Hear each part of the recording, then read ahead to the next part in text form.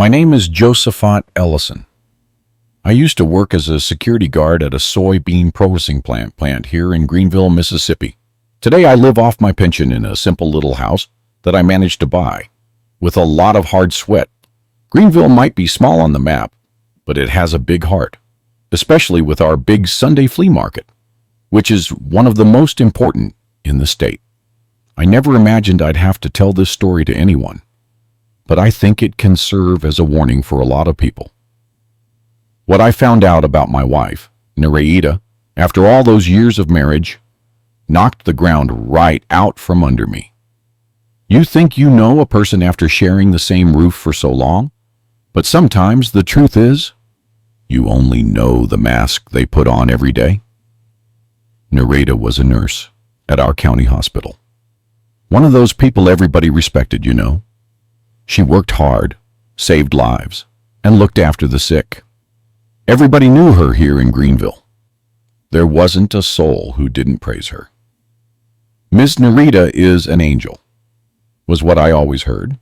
Shoot, even Pastor James spoke highly of her after Sunday service. People here really trust folks who work in healthcare, especially with this awful heat that makes folks sick so easily. But you ever hear that saying that the devil is in the details? Well, my story starts exactly like that, with details that took me a long time to notice. It was quite a while back that Nereida started going out early every Friday. "I'm going to St. Jude's home, Josephat," she'd say with that smile I always believed was pure goodness. "The elderly need care, and now that I have the time, I want to volunteer." I even felt proud, you know. My wife, with such a good heart that even after retiring, she still wanted to look after others without charging a dime. She'd leave at 8 in the morning and only return around 6 in the evening, always with an envelope in her hand. "It's a donation from grateful residents, Josephat. They get so happy with my work that they insist on giving me a little money. And me, tired from working my whole life, I believed her. But you know, when you start to get a prickle, a little tickle behind your ear, that's how it began while we were eating some good catfish and grits for dinner after a hot day, like only the Deep South can deliver. If this story touched your heart, please leave a like to cheer up this old heart of mine. Subscribe to the channel so you don't miss my next life stories. And tell me in the comments where you're watching this video from and what time it is there right now. It makes me happy to know which little corner of America and what time of day you're listening to me. I grew up in a humble family right here in Greenville. My father worked the fields planting corn and soybeans on land that wasn't ours, and my mother sold hush puppies and sweet tea at her little stand. From a small boy, I learned the value of hard work and honesty. I remember as if it were today the smell of wet earth after the rain when we went out to plant. It was a celebration when it rained in the Delta region of Mississippi, everyone thanking the heavens for the miracle of water. Our house was a simple wooden house, one of those old shotgun homes. But my mother, Ms. Evelyn, kept everything tidy, always with a pot of flowers in the window and the aroma of black coffee brewing on the wood stove. We were poor in money, but rich in spirit, as my father used to say. We celebrated the family homecoming with a lot of excitement, decorating the house, preparing pot roast and sweet potato pies, and dancing with the neighbors. It was the most anticipated time of the year. I didn't study much, only up through the 4th grade. After that, I had to help my father in the fields, but I learned to read well, and I always liked looking through the old newspapers I found around. It was in one of those that I read about that great drought back in the 70s that destroyed almost everything around here. A lot of people had to leave Greenville back then, but my father was stubborn. He'd say that a Mississippi man who respects himself doesn't abandon his land, not even if the sun is blistering. And we stayed. I grew up seeing the annual church revival pass in front of our house. Every year, Mama would set up a little altar with flowers and candles, and we'd wait for the procession to pass to receive a blessing. It's an old tradition in the region. There's also the county fair that happens every year in August, for as long as I can remember. Everyone goes. It's the biggest celebration you can imagine. When I was young, I started working as a bricklayer's helper. It was hard work under the scorching Mississippi sun, but I had the energy. With the little money I earned, I helped at home, and I still had some left over to go to the church socials on Sundays, where the girls in town gathered, wearing their prettiest dresses. It was at one of those socials that I met Narita. She was different from the other girls here. She had studied more, spoke nicely, and dreamed of becoming a nurse. Her eyes would sparkle when she talked about caring for others. I, a simple country boy, was enchanted. Narita was the daughter of Mr. Carter, the owner of the corner store near the town square, where everyone bought on credit when money was tight before the harvest. We started going out in secret because her father didn't think much of an uneducated bricklayer's helper. But I was determined. I promised myself I would make something of myself so I could be with her. That's when the opportunity came up to work as a security guard at the soybean processing plant that had opened here in the city after that government industrial incentive program. The plant transformed Greenville, generated many jobs, and improved the lives of a lot of people. When I got the security guard job, I wasn't that young man with no future anymore. I had good benefits and health insurance, a steady salary, every month. I could think about building a life. It was around that time that I worked up the courage and went to ask for Narita's hand in marriage. Mr. Carter wasn't so opposed to me anymore, especially after I started paying cash for my purchases at his store. He even called me a straight-up young man. Narita said, yes, of course, but on one condition, that I support her dream of becoming a nurse. And so our life together began. I married the prettiest girl in Greenville, the only one who dreamed beyond the borders of our county, the only one who wanted more out of life than just surviving. Back then, I thought that was admirable. Today, looking back, I wonder if that ambition of hers wasn't already a sign of what was to come. The start of our marriage was in a rented house near the town market. It was small, but cozy, with a little patio where I planted cilantro and scallions. Narita got a job as an assistant at the community health clinic while she studied to become a registered nurse. She'd wake up early, take the bus to Memphis 3 times a week to study.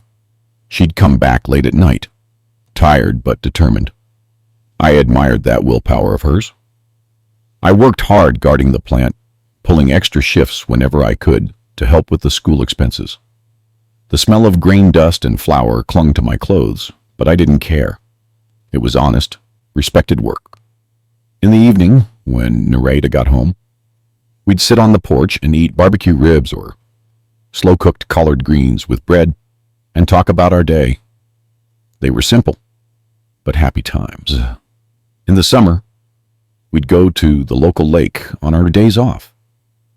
We'd take pulled pork, barbecue chicken, sodas, and spend the day under the trees, dipping in the cool water to escape the heat. Everyone in Greenville did that. It was our way of having fun without spending much. Sometimes we'd run into friends, other families, and we'd have those community meals where everyone brought a dish. When Narita graduated as a nurse, we had a small party in the backyard. It was a proud day for all of us. Mr. Carter, my father-in-law, who used to turn his nose up at me, was now patting me on the back, saying I was a good husband for supporting his daughter. Narita quickly got a better job at the county hospital. Life started to improve. We weren't struggling like before, We bought our own little house after saving money for years. It wasn't anything fancy, but it was ours. It was in a new subdivision that was just starting up in town, with streets that were still dirt, but that promised to grow. The first thing I planted in the yard was a lemon tree. I told Narita it would grow along with our family. Time went by, and we tried to have children, but God didn't bless us that way. At first, we were sad, especially when we went to family gatherings, and everyone asked about kids. Here in a small town, it's like that. As soon as you get married, the pressure starts. Over time, we accepted that it would just be the two of us. Narita's patients were like children to her. Every life I save is like giving birth again, she'd say, with those bright eyes. The plant where I worked grew, becoming one of the largest in the state. They started exporting flour and other soybean derivatives even overseas. With that came more responsibility in my job. I was promoted to security supervisor. I wasn't doing rounds anymore. I was coordinating a team of guards. The salary improved. We were able to remodel the house, buy a used car. Narita also grew in her profession. She became the head nurse of the pediatric unit. Everyone respected her at the hospital. When we walked down the street, there was always someone who came up to thank her for the care she took of the sick. Your wife has the touch of an angel, they'd say, and I'd swell up with pride. We made a great team. Her taking care of health, me taking care of the city's safety. The years passed like that, in the routine of work and simple small-town life. Sometimes we'd drive down to the coast in Miami or go visit relatives in other counties, but we always returned to our Greenville, to our little house, to our small corner of the world. I thought it would be like that until the end, you know? Two old people holding hands, sitting on the porch, watching the sunset over the lake, the one that appears on our city's postcards. But life has those twists you don't expect. During the big flood, when the river overflowed and destroyed several homes, Narita worked non-stop, helping the victims. That's when she met a doctor who came from out of town to help. Dr. Avery was his name. They started working together on public health projects. I noticed she came home always talking about this doctor, about his ideas, about how dedicated he was. I confess, I felt a pang of jealousy, but I trusted my wife. Time went by, and that doctor eventually left. But he left ideas planted in Narita's head. She started talking about doing volunteer work, helping those who needed it most. She said she wanted to give a greater meaning to her life. That's when the story of St. Jude's Home came up. Life continued its quiet course for a good while. We had our routine, me at the plant, Narita at the hospital. On weekends, we took care of our house, went to Sunday service at the main church. Then we'd eat the pot roast that I loved to prepare. In the afternoon, we'd visit a relative or receive visitors. It was a simple life, but it gave us contentment. As we approached retirement, we started making plans. I dreamed of expanding the backyard, raising some chickens, planting more. I always had that connection to the land, an inheritance from my father. Narita talked about traveling, seeing other places. We'd never left the state, you know? She wanted to see South Beach, the Grand Canyon, the Lincoln Memorial. I agreed, even though I wasn't much for leaving the house. I'd do anything to see my wife happy. The day of my retirement at the plant arrived. They even threw me a small going-away party. The owner, Mr. Harrison, gave me a watch and said in front of everyone, that I had been the most reliable employee he'd ever had. I left there with my chest puffed out, proud of my 30-year career. 30 years of honest work, without missing a single day, except when I got that bad bout of pneumonia, after that freak ice storm that caught everyone by surprise here in the Delta region. Narita continued working a little longer. She said she wasn't ready to just stay home, and I understood. She was always very active. She needed to feel useful. Meanwhile, I started fixing things up around here. I built a chicken coop, expanded the garden, painted the whole house, and even started doing some woodworking. A hobby I always wanted to have, but never had the time for. It was during that time that we gained a little extra money from selling a piece of property we had inherited from my father-in-law. It wasn't a fortune, but it was enough to realize some small dreams.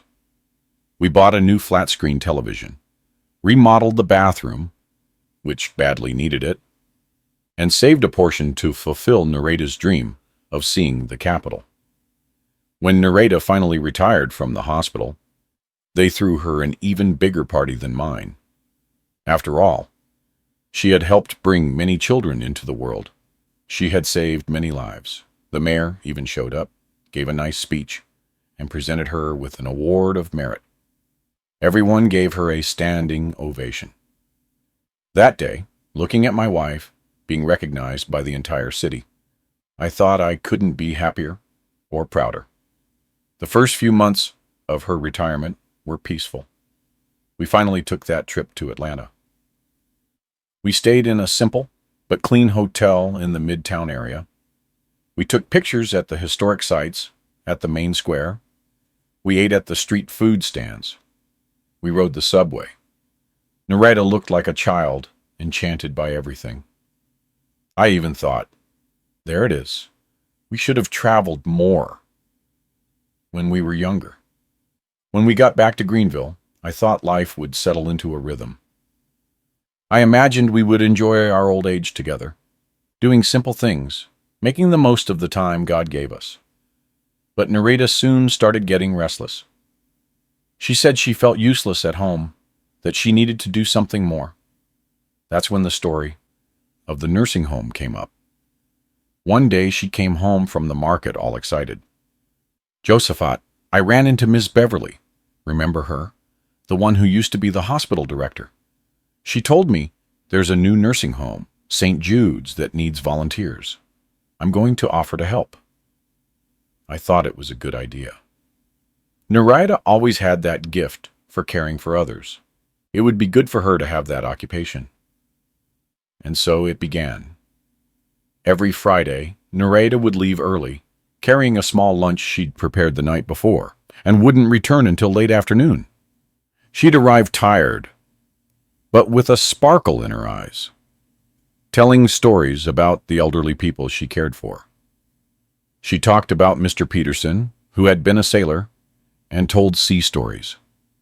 About Ms. Clara, who still crocheted, even with arthritis in her hands. And about Mr. Eugene, who had been a teacher and recited poems from memory. At first, it all seemed so beautiful to me. My wife, even retired, continued to be that angel everyone admired. She even invited me to see the home, but she always found an excuse. "Better not, Josephat. The residents get startled by new people." Or, "Today's not a good day. There's a flu outbreak over there." I didn't insist. I respected her space. That's when that extra money started showing up, an envelope she brought every Friday. At first, it was a little, but it increased over time. When I asked, she said it was donations from the elderly or their families, grateful for her work. There are rich folks who put their father or mother in the home and then don't visit Josephat. So when someone shows up who gives affection, they want to show their gratitude somehow. I accepted the explanation. After all, it was Narita, my partner for so many years, the nurse everyone respected in Greenville. If she said so, who was I to doubt? We used the money to improve our house, buy a new sofa, a modern refrigerator. Life was good until I started noticing some strange details. It was a Sunday afternoon while we were watching football. On the new TV we bought with the nursing home money that I started connecting the dots. The suspicion arrived slowly, like an ant carrying small leaves, until it forms a big pile that you can't ignore anymore. The first sign was the change in Nereda's behavior after she came back from that place. At first, she'd come home talkative, telling stories about the residents. Then she became quieter, pensive. Sometimes, I'd find her staring into space, as if carrying an invisible weight. Another detail that bothered me was the envelope. In the beginning, it was thin, just a few bills. Over time, it grew fatter. "The residents must be liking your work more and more," I once asked, trying to sound joking. She gave an uncomfortable smile and changed the subject. "I'm also helping with the administration of the home now, Josaphat. They need someone with experience." Those envelopes turned into new appliances, designer clothes, even a kitchen remodel with custom cabinets. Things we never dreamed of having on our retirement salaries. I tried to convince myself that everything was fine, that it was fair for her to be compensated for her dedication.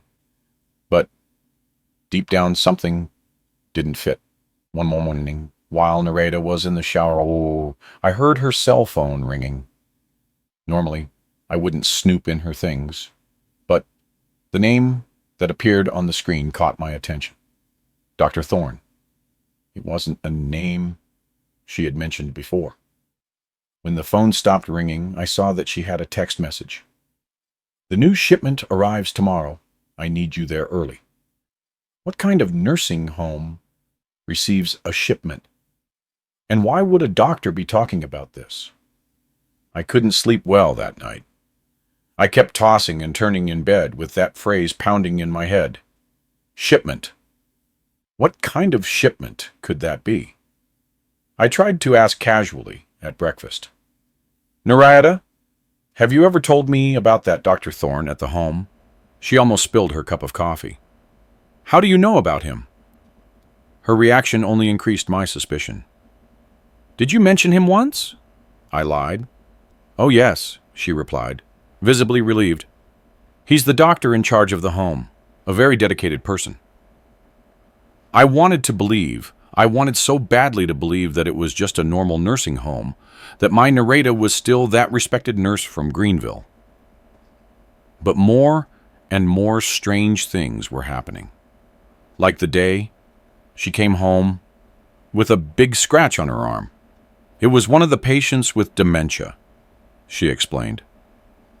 But I had cared for my own mother with Alzheimer's in her last years, and I knew scratches like that weren't common, or when she started taking sleeping pills. Nereda never needed that before. She said it was exhaustion, just getting older. But I sensed it was more than that. And sometimes, in the middle of the night, I'd find her sitting on the porch, staring into the darkness with tears in her eyes. When I asked what was wrong, she'd say it was just missing her days at the hospital. Was that really it? And there was the issue of the home itself. I had never heard of it before that conversation with Ms. Beverly. In Greenville, everyone knows everyone, and a place that cares for the elderly would be well known in the city. One afternoon, while having a cold beer with my buddy James at Leroy's Diner, I casually asked about St. Jude's. "What home is that, man? I've never heard of it." James, who knows every corner of this town, frowned. "I haven't heard of it either, Josaphat. The only rest home in Greenville is Our Lady of Mercy Retirement Home, down near the cemetery." It was like a punch to the stomach. If St. Jude's home didn't exist in Greenville, where in the world was Nereda going every Friday? And what was that money she was bringing back? My heart tightened with the thought that immediately came to mind. Could my wife be cheating on me? No, It couldn't be. Narada wouldn't be capable of betraying our marriage of so many years. But what else could explain those outings? That money, that Dr. Thorne. I decided I needed to find out the truth. I made a plan to follow Narada the next Friday. I didn't tell anyone, not even my buddy James. Some things you have to figure out alone, face to face with the truth, no matter how painful it might be. That week, I had to hide my anguish. I continued with our normal routine, having coffee together in the morning, taking care of the yard, watching TV at night, but inside I was shattered by the possibility of discovering something that would destroy everything we had built together. Had our whole life been a lie? Was the Narada I loved, the dedicated nurse, the angel of Greenville, just a mask? On Thursday night, the day before the big day, I couldn't take it anymore, and tried one last time. We sat on the porch after dinner, as we often did, looking at the stars that shine so beautifully here in the Mississippi sky. Narada, I began, trying to control my trembling voice. If you had something bothering you, something heavy in your heart, you would tell me. Wouldn't you? She was silent for a time that felt like an eternity. Then she took my hand with that hand that had helped to bring so many children into the world and said, "There are things, Josaphat, that a person does because they have to, not because they want to. You'll understand one day." I cried, hiding in the bathroom. That night, what did that mean? What were those things she needed to do? The anguish was eating me up inside. But I knew I would only find out the truth the next day. I woke up with dark circles under my eyes and a weight on my chest that even the strong coffee the man on the corner said was an infallible remedy for any sadness couldn't ease. Narada was also different, quieter, as if she sensed something. She got ready as always. A long shower, serious clothes, a small lunch bag. "I'm going to stay later today, Josaphat. I have a special activity with the residents." One more lie to the growing pile. As soon as she left, I put my plan into action. I put on my best shirt. I took some of the savings I kept under the mattress, money from my sweat, not from that so-called nursing home, and headed for the bus stop. I saw from a distance, when she boarded the line, that went toward Memphis, not just somewhere within Greenville. I waited for the next bus and took the same route. All the way to the city, my heart was racing. Every minute that passed was torture. I tried to prepare my spirit for whatever I was going to find, an affair, a robbery scheme, or would it be something even worse that I couldn't even imagine? The bus rattled along the bumpy highway, and every jolt seemed to shake my soul, already so bruised by doubt. I got off at the Memphis bus terminal and managed to spot Narada walking quickly in the distance. She took another city bus, and I did the same, always keeping my distance. The route took us to an area I didn't know well, a somewhat secluded region with old warehouses and deactivated factories. It was not the kind of place where I'd expect to find a nursing home. When Narada got off, I continued following her discreetly. She walked for a few blocks and finally entered a common-looking building, with no sign or any indication of what operated there. I waited a few minutes and approached.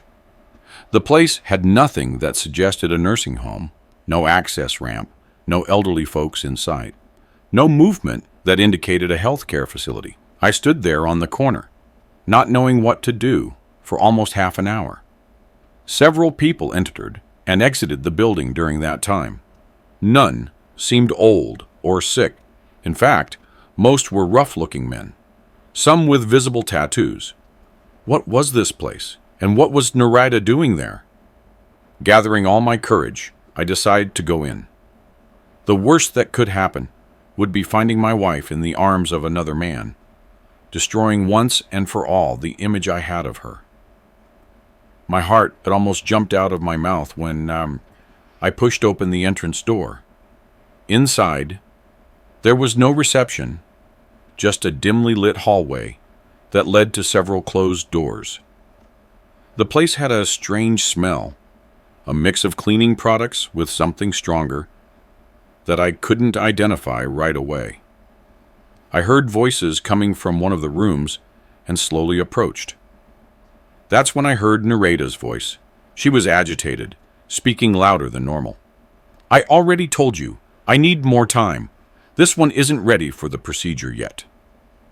Who was she referring to as this one? And what procedure was that?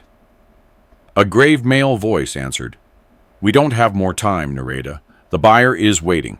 Either we do it today or we lose the transport window." My blood ran cold. Buyer. Transport. What the heck was going on there? I moved closer to the slightly ajar door and risked a look. What I saw in that moment changed my life forever. The room looked like a grotesque mix of an improvised medical clinic and a human slaughterhouse. There were gurneys lined up against the wall, with people lying down, apparently sedated. Some groaned softly, others were completely motionless. They weren't elderly, they were people of various ages, mostly looking like homeless or very poor individuals. Next to each gurney were medical devices that I recognized from the times I visited Nereida at the hospital. Cardiac monitors, blood pressure machines, oxygen tanks. In the center of the room, Nereida, dressed not in normal clothes but in a white lab coat, was arguing heatedly with a tall, gray-haired man who must have been Dr. Thorne. Between them, on a metal table, I saw something I will never forget. Human organs inside clear containers, submerged in some kind of liquid. Kidneys, as far as I could tell. My stomach churned instantly, and I had to put my hand over my mouth to keep from throwing up right there. The shock was so great that I must have made some noise, because suddenly, both of them looked toward the door. Our eyes met, Nereida's and mine. And in that instant, I saw something in her eyes that I had never seen before. It wasn't just surprise or fear of being caught. It was something deeper, darker. It was the look of someone I didn't know. "Yosafat," she said, her voice trembling. "What are you doing here?" Before I could answer, Dr. Thorne gave a signal, and two hefty men appeared as if by magic beside me, grabbing my arms hard. "Who is this?" Thorne asked with coldness in his voice.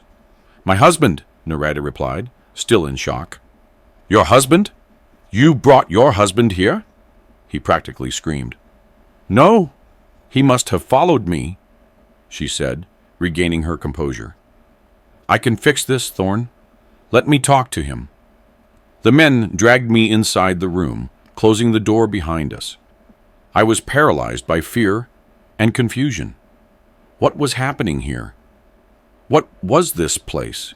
And who was this woman in front of me, wearing my wife's face? "Yosafat," Nereida approached, speaking lower. "You shouldn't be here." "What the hell is this, Nereida?" I finally managed to ask, my voice choked with horror. "What is this place? What are those people on the gurneys?" She looked at Thorne, as if asking for permission to speak. He gave an irritated gesture of consent. "It's an alternative medical center," she began to explain, choosing her words carefully. "We help people who need urgent transplants but can't get them through conventional means." "Transplants?" I repeated in disbelief, looking at the organs on the table. "And these? Where did they come from?" There was a heavy silence in the room. One of the patients on the gurneys groaned louder. "They're donors," Thorne finally said with a clinical voice. "People who have nothing left to lose and who receive compensation for their contribution to science." My whole body was shaking. Compensation. They were buying organs from these people. The idea was so monstrous that my mind refused to fully process it. It's not that simple, Nereida tried to explain. These people are homeless. Many are already sick, addicts. We offer an amount that helps their families when they have any. It's an agreement, Josaphat. An agreement! My voice came out louder than I intended. These people look drugged. What kind of agreement is that? Thorn approached with a dangerous look. I think that's enough explanations, Nereida. Take your husband to the back room. We need to decide what to do with him. Panic seized me. What to do with me, Nereida? For God's sake, what is this madness? You, the nurse, you swore to save lives. Something crossed her eyes in that moment. A flicker of shame, perhaps. But it soon disappeared. Come on, Josaphat. She took my arm gently, stepping between me and the guards. Let's talk in private. I let myself be led, too stunned to resist. We went down a narrow hallway to a small room in the back that looked like an improvised office. There was a desk with a computer, some chairs, and stacked folders. As soon as the door closed, Nereida turned to me. You shouldn't have followed me, she said, her voice now filled with emotion. Why did you do that, Josaphat? Why didn't you trust me? The question hit me like a slap. Trust you? You've been lying to me this whole time. What is this place, Nereida? What are you doing here? And don't give me that alternative medical center talk. I saw the organs. I saw the drugged people. She took a deep breath and sat in one of the chairs, suddenly looking very tired and much older. It started 2 years ago, she finally said. After I retired, I met Thorn at a medical conference in Memphis. He talked about the tragedy of transplants in America, about the endless waiting lists, about people dying while waiting for a compatible organ. He invited me to see an alternative solution he was developing. She paused, looking at her own hands. Hands I always saw as instruments of healing, not exploitation. In the beginning, I only helped with simple procedures, checking the donor's vital signs, as he called them, giving sedatives, dressing wounds. Most were homeless, addicts, people without identification, whom no one would miss. Thorn said we were giving purpose to wasted lives, saving other, more important, lives. My stomach turned with every word. More important? Who decides that, Nereida? Who are you to decide which life is worth more? The rich decide, Josaphat. She suddenly raised her voice. It's always been them. A businessman, a politician, a famous artist, needs a kidney, goes overseas, gets a transplant of unknown origin, and comes back cured. And no one asks where the organ came from. No one cares. Meanwhile, folks like us die in line waiting for Medicare. There was a bitterness in her voice I had never heard before. So you take advantage of the most vulnerable, drug these people, and steal their organs. It's not stealing, she insisted, but without much conviction. They receive money, or their families do, if they have anyone. Many wouldn't survive anyway, Josaphat. They are lives already condemned by poverty, by drugs, by disease. And that gives you the right to decide when they should die? I asked, horrified by her reasoning. My God, Nereida, you were a nurse. You swore to care for the sick, not exploit them. How can you be part of this? She was silent for a long moment, staring at the floor.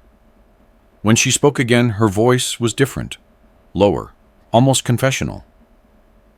At first, it was just to help, to do something useful in retirement. Then the money started coming. A lot of money, Josaphat, more than we earned in our entire lives of honest work. Remember how we always dreamed of traveling more, having a better house, buying things we could never afford? Suddenly, all that became possible. With dirty money, money stained with blood, I exclaimed, unable to believe what I was hearing. And what did honest work give us, Josaphat? She countered, now with anger. A miserable pension, after decades of saving lives, while rich doctors, hospital owners, and politicians who steal public health funds live like kings? Why couldn't we have a little too? It was as if I were hearing a stranger, using my wife's voice. Where was the Nereida I knew? The gentle woman who cared for the sick with such affection. The nurse who worked overtime without complaining because every minute could save a life. And what about the lives you're taking here? I asked, feeling tears in my eyes. Those people on the gurneys out there, don't they deserve to live too? Something wavered in her gaze. For an instant, I saw a flicker of the old Nereida, the woman I loved for so many years. But it quickly disappeared, replaced by a cold determination. It's too late to go back, Josaphat. I've been in this for 2 years. I know too much. I've been too involved. If I leave now, Thorn won't let it go. He has powerful connections, people who pay millions for those organs. Politicians, businessmen, even judges. No one would believe us. So that's it? I asked, feeling my world crumble. You're going to continue with this monstrosity? She stood up, straightening her lab coat, regaining her composure. The question now is, what are we going to do with you, Josaphat? I can't let you leave here and report everything to the police. A chill ran down my spine. You wouldn't do that to me, would you? I'm your husband. Nereida looked at me for a long moment with an expression I couldn't decipher. Then she walked to the door. Wait here. I'm going to talk to Thorn. Maybe we can find a solution that works for everyone. And she left, locking the door. I was left alone in that small room, trembling with fear and disbelief. How did we get to this point? How did my Nereida, the dedicated nurse of Greenville, turn into this person capable of participating in something so horrible? And what would happen to me now? I looked around, desperate for a way out, for some way to escape that nightmare. That's when I noticed an old-fashioned telephone on the desk. With trembling hands, I picked it up and dialed the only number I could think of at that moment. The number of Officer Mike, my childhood friend, who had become a police officer and was now retired in Memphis. Hello, Mike, it's Josaphat from Greenville. I need your help. Urgent. It's a matter of life and death. After that desperate call to Mike, the following hours were a blur of fear and anxiety. I was locked in that room, imagining the worst. Every noise in the hallway made my heart race. Was it Nereida coming back to save me? Or Thorn coming with his thugs to silence me for good?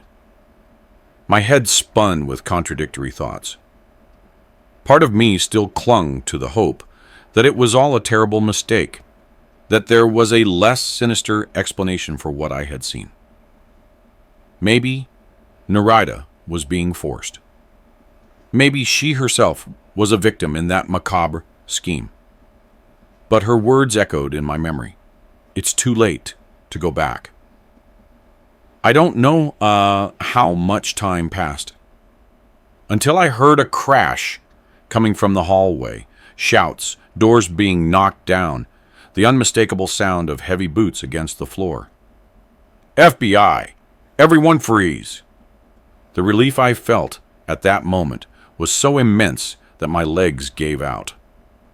Mike had not only answered my desperate call, he had mobilized an entire federal operation. The door to the room where I was held was violently opened, and 2 armed federal agents entered. I instinctively raised my hands. I'm Josaphat. I'm the one who called Mike. One of them lowered his weapon and nodded. Mr. Ellison, come with us. Are you safe now? I walked out of that room like someone emerging from a nightmare. The hallway was full of police and federal agents.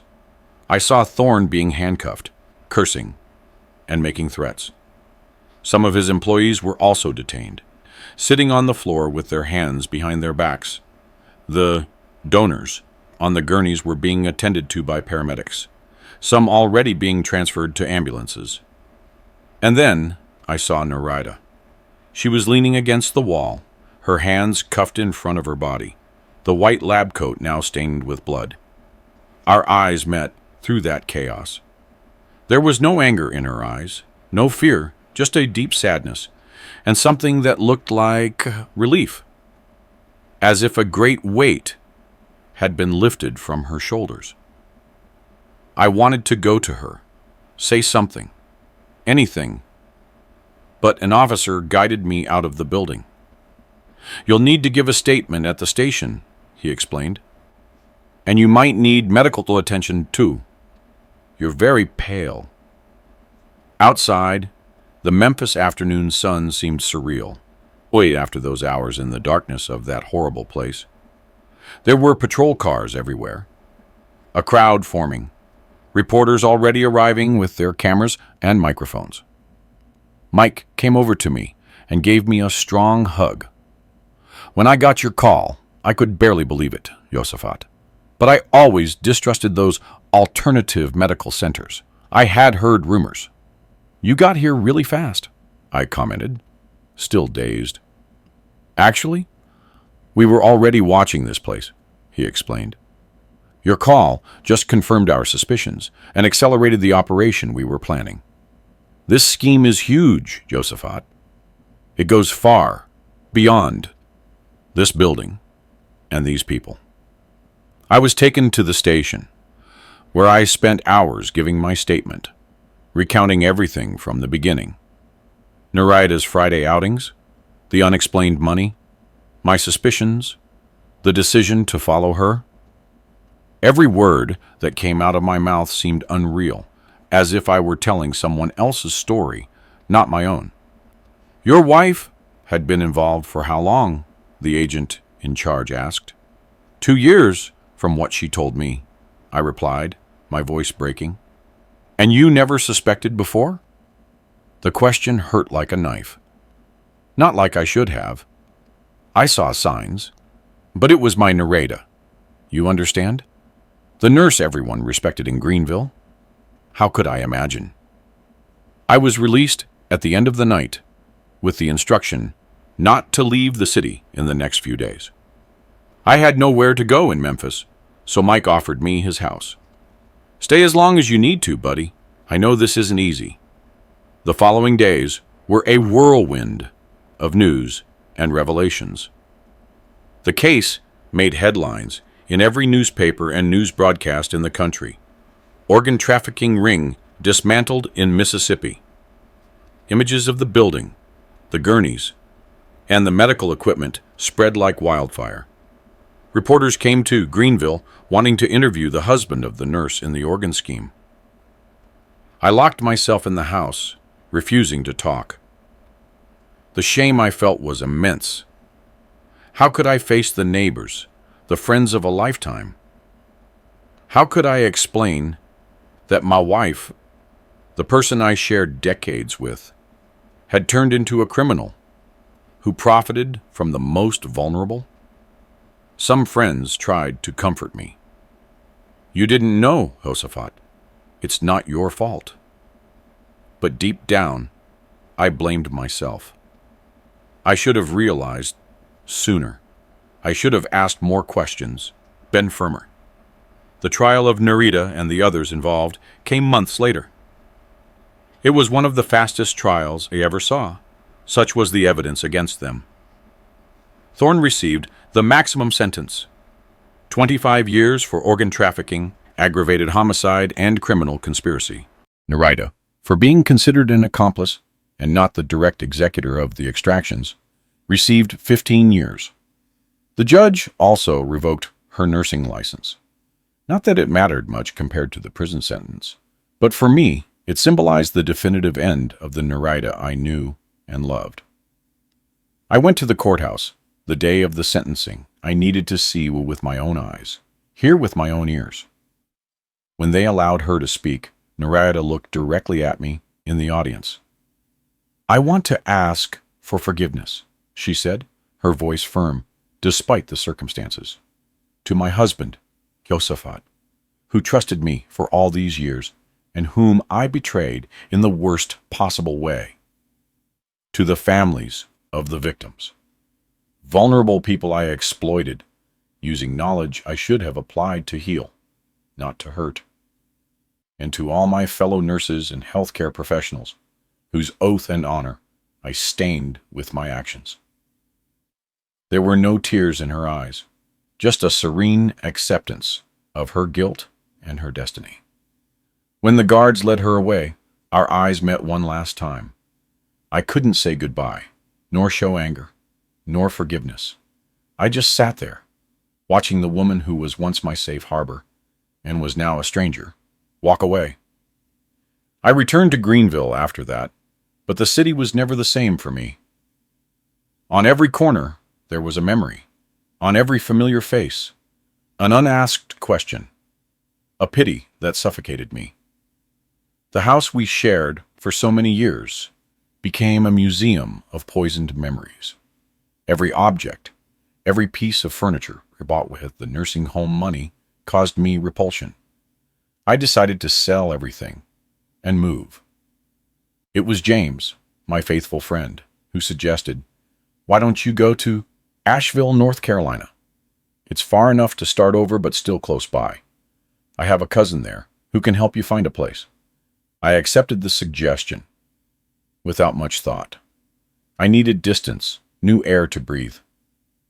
Asheville is a small city in the mountains of North Carolina, on the shore of a beautiful mountain lake. The climate is milder than in Greenville. The people have a slightly different accent, and no one knew me there. Most importantly, I bought a simple little house near the central square with a small yard where I immediately planted a lemon tree, just as I had done so many years ago. Some traditions deserve to be maintained, even when everything else falls apart. The nights were the worst. Lying in bed alone, my mind always returned to that fateful day.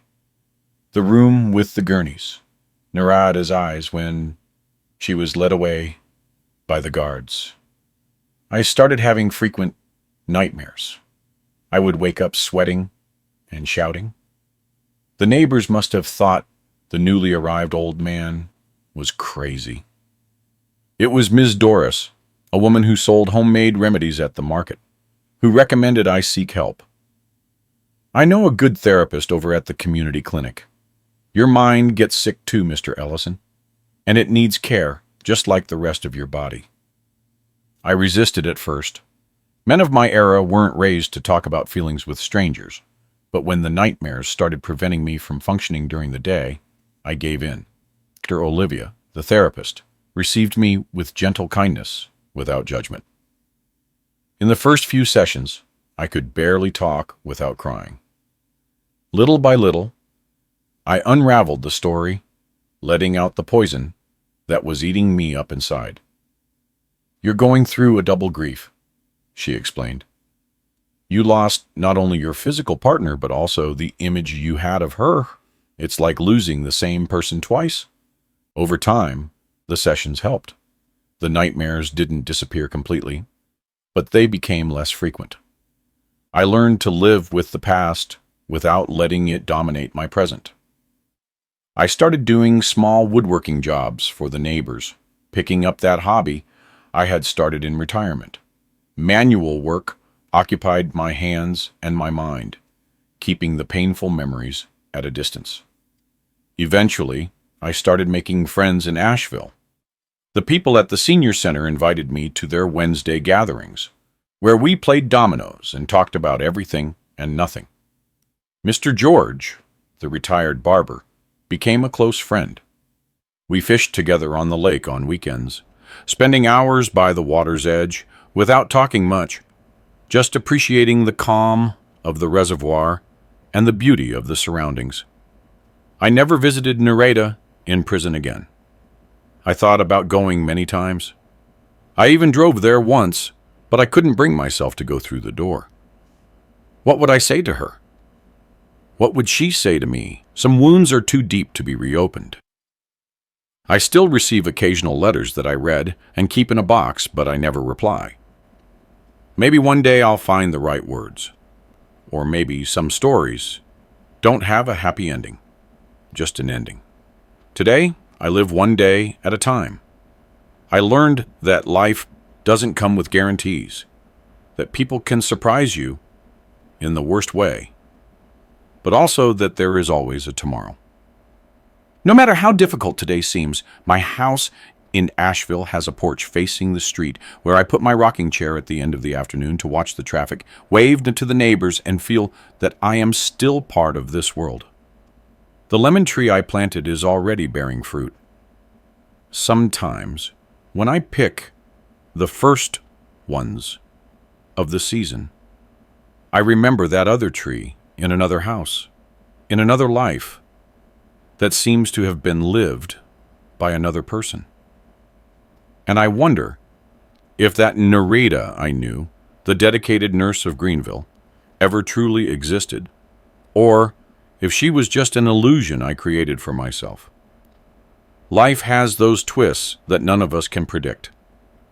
When I remember the young Josaphat, that simple boy from Greenville who fell in love with the prettiest girl in town, I feel like I'm remembering another person. That boy who believed in eternal love, in honesty as the supreme value, in transparency between husband and wife, seems so distant from me now. It's been quite a while since everything happened. The headlines in the newspapers disappeared. Other scandals took their place. To the world, the organ trafficking scheme in Mississippi is just one sad story among many. For me, it remains the deepest scar on my soul. Nereda is still in the women's penitentiary, serving her sentence. From what I've heard through mutual acquaintances, she has become a kind of informal nurse for the other inmates. Even in prison, she can't stop caring for others. The irony is not lost on me. Maybe there really are two Neredas, the one I loved, the dedicated nurse, and that other one, seduced by easy money and the twisted justification that she was helping somehow. Here in Asheville, I found a peace I didn't expect to have anymore. It's a small city where time moves slower. The lake, which folks here affectionately call the reservoir, has a calming effect on one's soul. On the hardest days, when the memories weigh too much, I go down to the water's edge and watch the current. The water that passes is never the same, the old-timers say. That's how life is. Always moving, always renewing itself, no matter the stumbles along the way. My yard became a small refuge. In addition to the lemon tree, I've now planted orange and papaya trees, and even a small vegetable garden.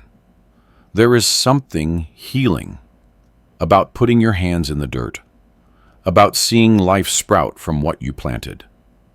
Every morning when I go to water the plants, I remember my father and his simple lessons about persistence. The plant that takes root is the one that gets care every day, Josaphat, he would say. Maybe it's like that with people too.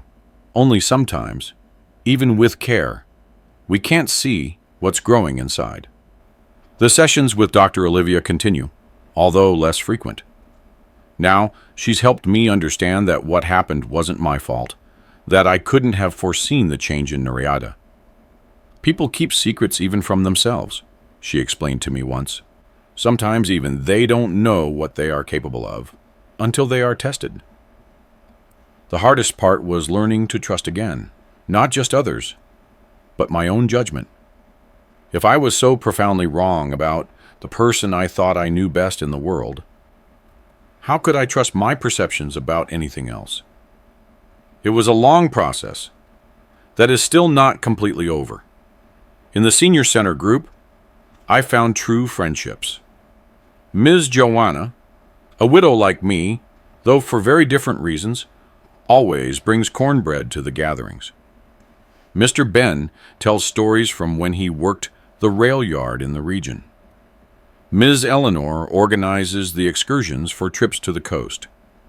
They are simple people, with their own sorrows and joys, who welcomed me without asking too many questions about my past. Some know my story, of course. In a small town, it's hard to keep secrets for long. But contrary to what I feared, I found no judgment, just understanding. Everyone carries their own cross, Mr. Ben said, when I finally told him what had happened. The important thing is not to let the weight break your back. Sometimes when we're at the community center playing dominoes or singing at the September festivals, which are just as lively here as they were in Greenville, I feel immense gratitude for this second chance. Not to remake life as it was before, that would be impossible, but to build something new from the pieces that were left. I never remarried, nor do I intend to. Certain experiences mark a person permanently, but that doesn't mean I'm alone. I have my friends. I have my quiet routine. I have the simple pleasure of watching the sun rise over the lake every morning. I have Nereida's letters that I read occasionally, visiting a museum of painful memories, necessary not to forget, but also not to relive. If there is one lesson I learned in all this story, it is that we never completely know anyone, not even those who are closest. We all have dark sides, temptations, and weaknesses that can surface under the right or wrong circumstances. It doesn't mean that we should live distrusting everyone and everything. It just means we need to be watchful, not only of others, but especially of ourselves. What astonishes me most, thinking about it now, is how easy it was for Nereida to justify what she was doing. We're helping people who need transplants. Those people on the streets are already condemned. What did honest work give us? It's terrifying how we can distort reality to accommodate our actions. How we can convince ourselves that what is wrong is right if we repeat the lie enough times. I'm not here to judge Nereida. God knows there has been enough judgment already. I'm here to tell this story as a warning, a reminder that the line between right and wrong can be thinner than we imagine, especially when money and ambition enter the equation. I live a simple but honest life today. Every dollar I have is from my woodworking work or my hard-earned retirement from the Greenville plant. I learned to value what really matters, the peace of mind that comes from being able to look myself in the mirror without shame, the human warmth of sincere friendships, the beauty of a sunset over the Asheville Reservoir. For those of you watching me, I leave this advice from an old man who learned the hard way. Be alert to the signs, but verify. Don't ignore that tickle behind your ear when something doesn't feel right.